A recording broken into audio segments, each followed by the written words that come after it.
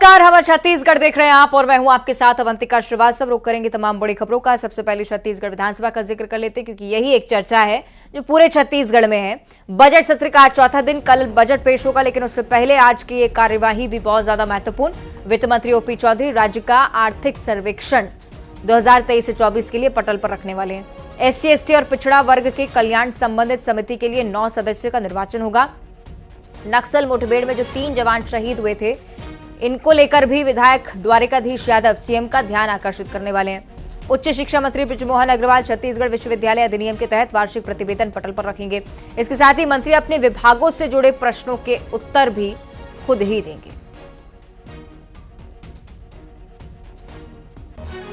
तो छत्तीसगढ़ विधानसभा का बजट सत्र लगातार चल रहा है, चौथा दिन आज इस बजट सत्र का। कल बजट छत्तीसगढ़ का पेश होगा, इससे पहले आज आर्थिक सर्वेक्षण पटल पर रखा जाएगा। सही कि आकाश शुक्ला हमारे साथ लाइव जुड़ रहे हैं। आकाश, चौथा दिन आज इस कार्यवाही का, कौन कौन से मुद्दे हो सकते हैं जिन पर चर्चा हो? जी बिल्कुल, देखिए विधानसभा सत्र अभी महत्वपूर्ण है। इसलिए महत्वपूर्ण है क्योंकि पहली बार जो ये विधानसभा सत्र जो है ये चल रहा है और कल बजट पेश होने वाला है। इससे पहले आप जो देखें कि कल और परसों का जो दिन रहा वो हंगामे भरा रहा। कई मुद्दे उठे, भ्रष्टाचार के जो पूर्ववर्ती सरकार ने किए थे। बड़ा फैसला जो लिया गया था वो कोल परिवहन को लेके लिया गया था, सीएम ने उसे ऑनलाइन कर दिया। और आज जो मुद्दे उठने वाले हैं, स्कूल जो आत्मानंद स्कूल पूर्ववर्ती सरकार ने बनाए हैं उसमें कितनी अनियमितताएं हुई है, किस तरीके से भ्रष्टाचार हुआ है, ये मुद्दे आज उठने वाले हैं। तो यूँ हंगामे भरा भी ये सत्र भी हो सकता है, आज का दिन हो सकता है। इसके साथ ही उप मुख्यमंत्री विजय शर्मा, उद्योग मंत्री लखनलाल देवांगन जो है सवालों के जवाब देंगे। कई महत्वपूर्ण सवाल जो लगाए गए हैं, कई विधायक हैं सत्ता पक्ष के वो भी घेर रहे हैं क्योंकि जब चुनाव था तो उस समय भी वो उन मुद्दों को उठाए थे। अब उन सवालों के जवाब वो चाहते हैं विधानसभा के माध्यम से, तो ये सारी चीज़ें पटल पर रखी जाएगी। जी निश्चित तौर पर अब ये देखने वाली बात है क्या कुछ होता है मुद्दों को लेकर भी, और बजट को लेकर तो नई सरकार से सवाल होने ही है। बहुत शुक्रिया आपका आकाश, ये जानकारी साझा करने के लिए। तो आप देख रहे हैं किस प्रकार से लगातार बजट की चर्चा चल रही है। तो कहते हैं कि किसी भी देश प्रदेश के विकास के लिए सड़क और परिवहन जरूरी होता है। अगर ये व्यवस्थाएं नहीं होंगी तो लोगों को एक शहर से दूसरे शहर जाने के लिए कई दिन लग जाएंगे। सरकार एक के बाद एक योजना लेकर आती है, शहरों से गांव को जोड़ने और शहरों की कनेक्टिविटी के लिए पहले सड़क बनती हैं, फिर उन पर बसें दौड़ती हैं। लेकिन जरा सोचिए, योजना आ जाए, सरकार की तरफ से टेंडर भी पास हो जाए, पैसे भी मिल जाए, लेकिन सड़क पर बस ना दिखे तो जिम्मेदारी किसकी है?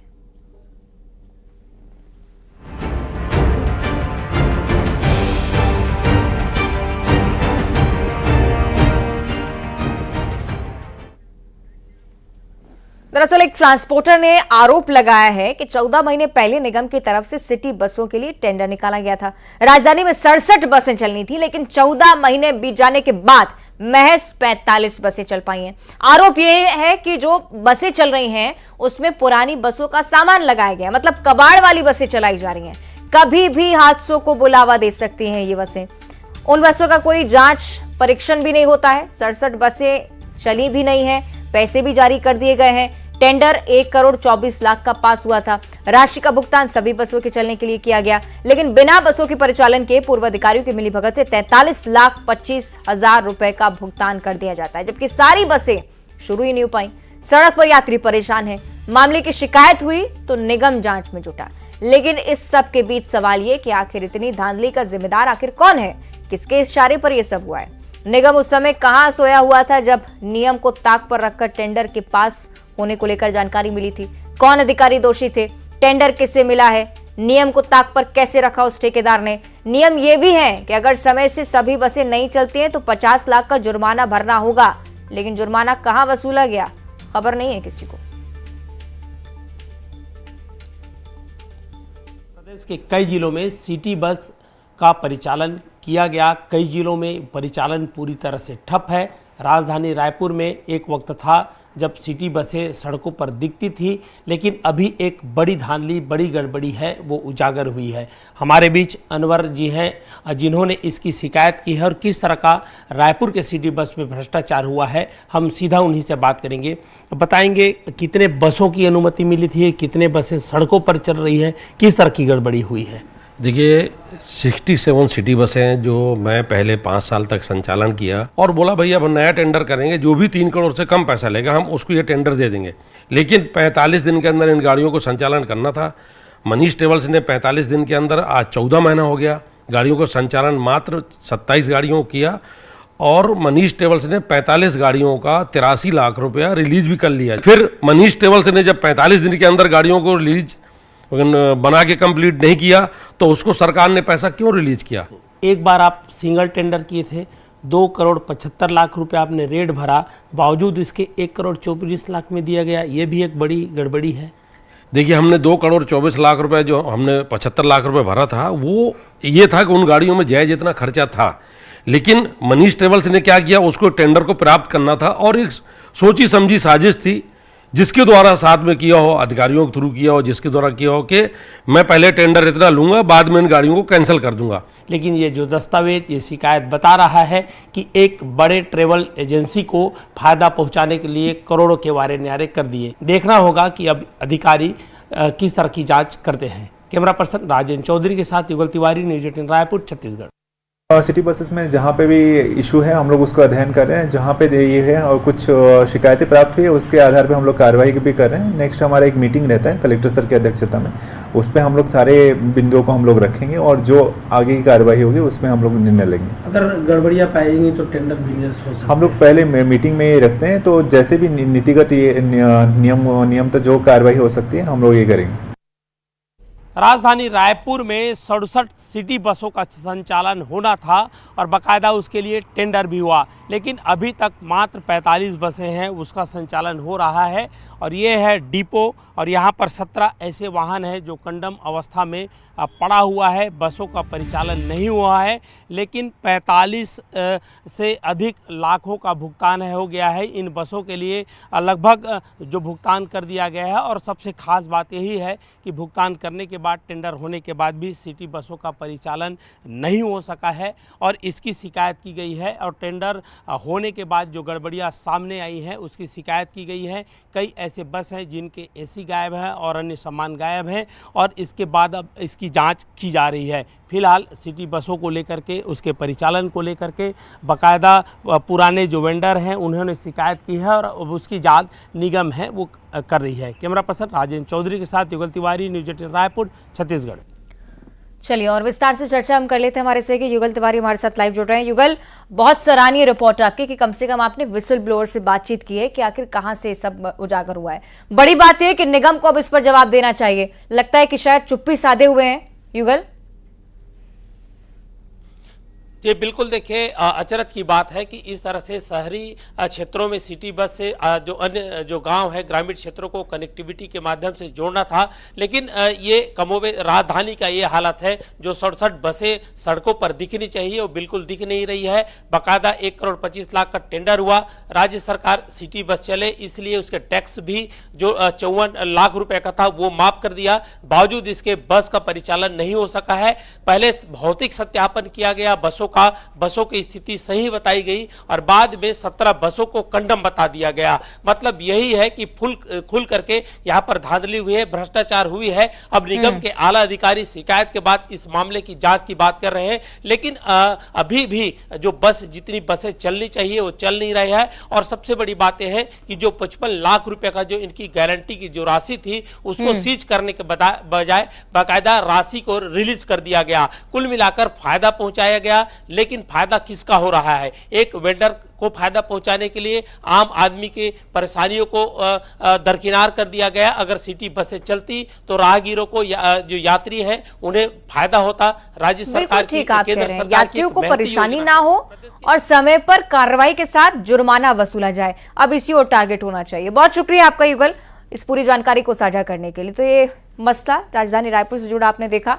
और अब बात मुख्यमंत्री विष्णुदेव साय की कर लेते हैं, जो दिल्ली से वापस लौट आए हैं रायपुर। दिल्ली में साय ने जेपी नड्डा और गृहमंत्री अमित शाह से बातचीत की, मुलाकात की और राज्य में चल रहे विकास कार्यों को लेकर जानकारी दी है। राहुल गांधी की भारत जोड़ो न्याय यात्रा पर जब सवाल पूछा गया तो उन्होंने कहा कि इस यात्रा से कोई फर्क नहीं पड़ने वाला है। पहले भी वो भारत जोड़ो यात्रा भी तो कर चुके हैं, इसका भी कोई नतीजा नहीं निकला था। पीसीएस मामले में एफआईआर पर साय ने कहा है कि जांच सीबीआई को सौंपी है, जो दोषी होगा उसके खिलाफ कार्रवाई होगी।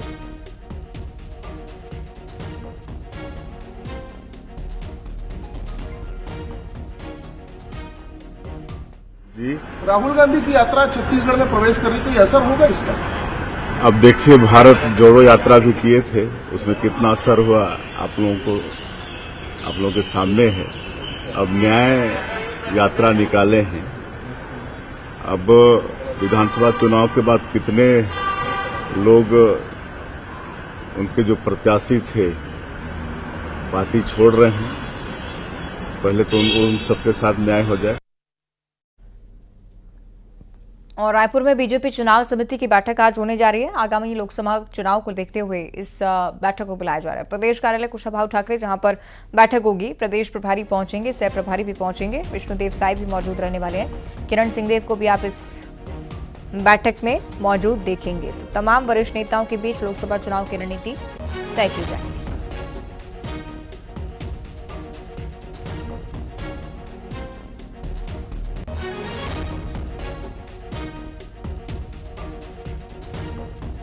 राजधानी रायपुर में चुनाव समिति की बैठक, भारतीय जनता पार्टी की तरफ से लोकसभा की रणनीति तैयार होगी। और इसी बैठक को लेकर नितिन नबीन का एक बयान सामने आया। उन्होंने कहा है कि बीजेपी के कार्यकर्ता संगठन का काम 24 घंटे करते हैं, हर दिन चुनाव के लिए तैयार ही रहते हैं। लोकतंत्र के इस महापर्व में सभी लगे हैं। पीएम मोदी, सीएम साई के नेतृत्व के बीच हम जनता तक पहुंचने का काम करेंगे। देखिए, लोकसभा चुनाव की तैयारी हम भारतीय जनता पार्टी के कार्यकर्ता 24/7 काम करते हैं संगठन का, और हर दिन चुनाव के लिए तैयार रहते हैं। और लोकतंत्र का जब महापर्व आएगा तो निश्चित रूप से हम पूरी तरह से उसमें लगेंगे। और हम लोग की तैयारी पहले से भी है, और हम लोगों ने उसी तैयारी को और दुरुस्त करने के लिए संगठन की हर स्तर की बैठक हो रही है। लोकसभा स्तर पर भी हम लोग समीक्षा कर रहे हैं कि इस लोकसभा में क्या स्थितियां हैं और उसको बेहतर कैसे किया जा सकता है। प्रधानमंत्री नरेंद्र मोदी के नेतृत्व में और यहाँ माननीय मुख्यमंत्री विष्णुदेव साय जी का जो कुछ छोटा सा कार्यकाल है जिसमें उन्होंने कई बड़े डिसीजंस लिए हैं, उन सब निर्णयों के साथ तनु वर्मा के पास आपको ले चलते हैं, सहयोगी हमारी, जो आपको बताएंगे कि बीजेपी इस बैठक के तहत आखिर क्या करने वाली है। तनु, एजेंडे क्या क्लियर किए गए हैं? जी बिल्कुल, देखिए, प्रदेश प्रभारी ओम माथुर ने कल पर्यवेक्षकों की बैठक ली थी भाजपा कार्यालय में, जिसके बाद आज प्रदेश चुनाव समिति की जो है बैठक होनी है। आगामी लोकसभा चुनाव के लिए 11 सीटों पर जो है कैंडिडेट तय करने हैं, और इसी कड़ी में बैठकों का जो दौर है भाजपा कार्यालय में वो लगातार जारी है। बीते दिनों छत्तीसगढ़ में जो है 5 लोकसभा सीटों में 15 पर्यवेक्षक नियुक्त किए गए हैं। उन पर्यवेक्षकों से कल उनकी लोकसभा सीटों की जो है रिपोर्ट ली गई। इसके साथ ही उनसे संभावित नाम भी जो है लिए गए, और ये संभावित नाम पर्यवेक्षकों ने कल की बैठक में प्रदेश प्रभारी ओम माथुर को सौंपे थे, जिसके बाद आज प्रदेश चुनाव समिति की बैठक में इन संभावित नामों पर जो है मंथन किया जाएगा। इसके अलावा 6 और लोकसभा जो सीट है उस पर भी विचार विमर्श किया जाएगा। और जब पर्यवेक्षकों के द्वारा ये संभावित नाम जो है प्रदेश प्रभारी को तो सौंपे जा चुके हैं, इसके बाद इन नामों पर आज प्रदेश चुनाव समिति की बैठक में चर्चा की जाएगी। और इसके बाद प्रदेश प्रभारी के द्वारा ये संभावित नाम जो है वो दिल्ली आलाकमान के पास जाएगा। और इस बैठक में आज ये भी जानने का प्रयास किया जाएगा कि आखिर कौन सा कैंडिडेट लोकसभा चुनाव में उसकी जीतने की संभावना कितनी है, और उस आधार पर नाम जो है तय किए जाएंगे। इसके बाद ये नाम जो है दिल्ली आलाकमान को भेजी जाएगी, और उसी के बाद दिल्ली आलाकमान जो है लोकसभा चुनाव के लिए कैंडिडेट के नामों पर अंतिम मुहर लगाएगी। तो इस तरह की तमाम रणनीति है जिसको लेकर आज प्रदेश चुनाव समिति की बैठक में जो है चर्चा होना है। ठीक है, बहुत शुक्रिया आपका तनु, ये जानकारी साझा करने के लिए। हालांकि स्क्रीनिंग कमेटी की बैठक भी हुई, उसमें भी माना गया था कि नामों को लेकर फाइनल अभी होना बाकी है। नाम हो सकता है इस बैठक के बाद जरूर रणनीति स्पष्ट हो। आगे बढ़ते हुए छत्तीसगढ़ का जिक्र कर लेते हैं, जहां आज भारत जोड़ो न्याय यात्रा प्रवेश करने की तैयारी में रायगढ़ के रेंगारपाली पहुंचेगी यात्रा। इसी बॉर्डर से छत्तीसगढ़ में पहुंचना है। झंडा आदान प्रदान कर आम सभा का आयोजन होगा। 2 दिनों तक यात्रा को आराम दिया जाएगा और 11 फरवरी को सख्ती से सीधे यात्रा शुरू होगी। कोरबा होते हुए सरगुजा बलरामपुर जाएगी। दीपक वैद समेत पूर्व सीएम भूपेश बघेल भी यात्रा में शामिल हो रहे हैं। कई वरिष्ठ नेता आपको एक ही मंच पर नजर आएंगे, और हो सकता है कि भले ही सभा ना हो, लेकिन आगे बढ़ते हुए राहुल गांधी उन तमाम नेताओं से मुलाकात जरूर करेंगे। और अंबिकापुर की बात कर लेते हैं, जहां कांग्रेस वार्ड पार्षद पति की गुंडागर्दी का वीडियो सामने आया है। महतारी वंदन योजना के फॉर्म भरे जा रहे थे, लेकिन पार्षद पति फॉर्म भरने से मना कर रहा था। पार्षद पति बालेश्वर तिर्की का ये वीडियो जो लगातार वायरल होता हुआ, बीजेपी के लोगों ने आरोप लगाया है कि गाली गलौज की गई, कुल्हाड़ी तलवार से मारने की धमकी भी दी गई है। थाने में पहुंचकर शिकायत दर्ज कराई गई। सही श्रवण हमारे साथ जुड़ रहे हैं। श्रवण, क्या मुश्किलें आ रही थी यहाँ फॉर्म भरने में, क्यों इस प्रकार का रवैया? देखिए, वार्ड पार्षद है और उसी के घर के सामने महतारी वंदन योजना का फॉर्म भरा जा रहा था। क्योंकि कांग्रेस पार्षद है, वो लगातार वहां पे हस्तक्षेप कर रहे थे, जिसको लेकर के वहां भर रहे भाजपा के जो कार्यकर्ता हैं उनके साथ वाद विवाद हुआ और विवाद इतना बड़ा कि वो तलवार और से मारने की धमकी देकर गाली गलौज करने लगे। और मामला इतना बड़ा है कि ये विवाद जो है थाने तक पहुंच गया है और पीड़िता ने शिकायत भी की है। हालांकि अभी वो कांग्रेस के पार्षद हैं और अभी उनको सत्ता का नशा में अभी भी मदहोश है। हालांकि पार्टी सरकार बदल चुकी है, लेकिन जिस तरह से उन्होंने हरकत की है, मारने की धमकी दी है, सोशल मीडिया में उनके जो वीडियो है वो काफी वायरल हो रहा है। ठीक है, बहुत शुक्रिया आपका श्रवण। सूरजपुर का जिक्र कर लेते हैं, जहां 4 टन कोयला जब्त हुआ है। खदान से चोरी कर कोयला ले जाया जा रहा था, अवैध तरीके से परिवहन चल रहा था। पिकअप चालक को फौरन पकड़ा है पुलिस ने। खड़गवां पुलिस की तरफ से बड़ी कार्रवाई को अंजाम दिया गया। तो ये जानकारी आपके साथ साझा कर रहे हैं अवैध कोयले को लेकर, जिसकी परिवहन जिसका जो है वो लगातार चल रहा है। अवैध तरीके से परिवहन करने की जानकारी, पिकअप चालक को पकड़ा है पुलिस ने।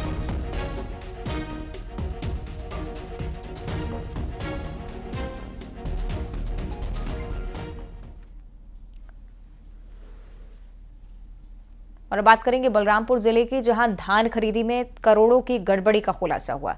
प्रभारी तहसीलदार रामानुजगंज विष्णु गुप्ता निलंबित किए जा चुके हैं। सरकार को 3 करोड़ 63 लाख से ज्यादा का नुकसान हो चुका है। सरगुजा आयुक्त ने फौरन कार्रवाई की। जांच के दौरान दोषी पाए जाने पर कड़ा एक्शन लिया गया है। बलरामपुर का जिक्र, धान खरीदी में करोड़ों की गड़बड़ी और उसके बाद गाजगिरी। जगदलपुर की खबर आप तक पहुंचाएं, जहां नशे के खिलाफ बस्तर पुलिस का एक कड़ा एक्शन देखने को मिला। नशे की टैबलेट की तस्करी का खुलासा पुलिस की तरफ से हुआ है। 3 तस्कर पकड़े जा चुके हैं। 3000 से ज्यादा नशीली टैबलेट बरामद की गई हैं। बड़े स्तर पर पुलिस ने कार्रवाई को अंजाम दिया।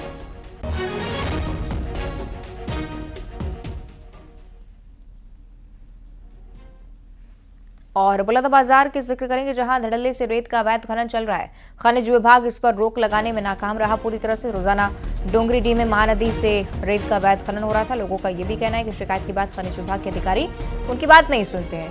महानदी किसानों के लिए उपयोगी नदी है, इसके बावजूद कोई एक्शन नहीं। छत्तीसगढ़ और उड़ीसा की जीवनदायिनी नदी, हम इस समय नाव में मौजूद हैं, देख सकते हैं ये महानदी है। और महानदी यानी कि छत्तीसगढ़ और उड़ीसा की सबसे बड़ी नदी है और जीवनदायिनी नदी है, क्योंकि यहाँ किसानों के लिए भी फायदेमंद है और जो आसपास के लोग हैं उसके लिए भी महानदी फायदेमंद है। ये है महानदी। महानदी का जिस तरह से उपयोग किसान करते हैं, उसी तरह से खनन माफियों द्वारा इसका दोहन भी कहा जा सकता है। लेकिन बलौदाबाजार जिले की महानदी में आज खनन माफियाओं द्वारा लगातार पिछले कई सालों से रेत का खनन किया जा रहा है, जो कि कहीं न कहीं एक खनिज विभाग की भी और प्रशासन की भी लापरवाही की जा सकती है कि इस ओर ध्यान नहीं दिया रहा है। इसकी पूरी रिपोर्ट हम आपको दिखाएंगे न्यूज 18 पर। योगेश यादव, न्यूज 18, बलौदाबाजार। राजनांदगांव का जिक्र करेंगे, जहां तेंदुए की खाल के साथ 3 आरोपी गिरफ्तार किए गए। तेंदुए की खाल जब्त हो चुकी आरोपियों से खाल बेचने की फिराक में आरोपी यहां पहुंचे थे। राज्य उड़न दस्ता और वन विभाग की टीम की तरफ से कार्रवाई। मामला खैरागढ़ वन मंडल के साल्हेवारा का बताया गया है।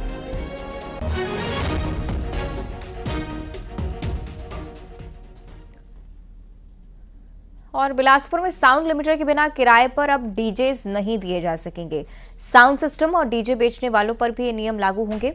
हाईकोर्ट के आदेश के बाद ध्वनि प्रदूषण की रोकथाम के लिए कलेक्टर अवनीश शरण ने आदेश जारी किए इसके लिए। हाल ही में न्यूज 18 ने भी इस खबर को दिखाया था कि तेज आवाज से बजने वाले डीजों की वजह से बहुत ज्यादा परेशानी होती है। स्कूली बच्चे, वृद्धों के लिए परेशानी डीजेस पैदा करते हैं। उसके बाद ये एक निर्देश। बस्तर वासियों को अब 31 मार्च से नियमित विमान सेवा मिलने वाली है। मां दंतेश्वरी एयरपोर्ट में विमान सेवा संचालन के लिए बैठक हुई है। फ्लाइट्स रोजाना हैदराबाद, जगदलपुर और रायपुर जाएंगी।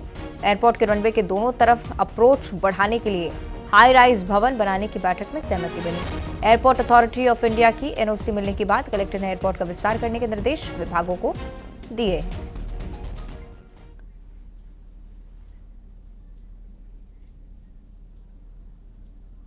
और अब छत्तीसगढ़ टॉप 20।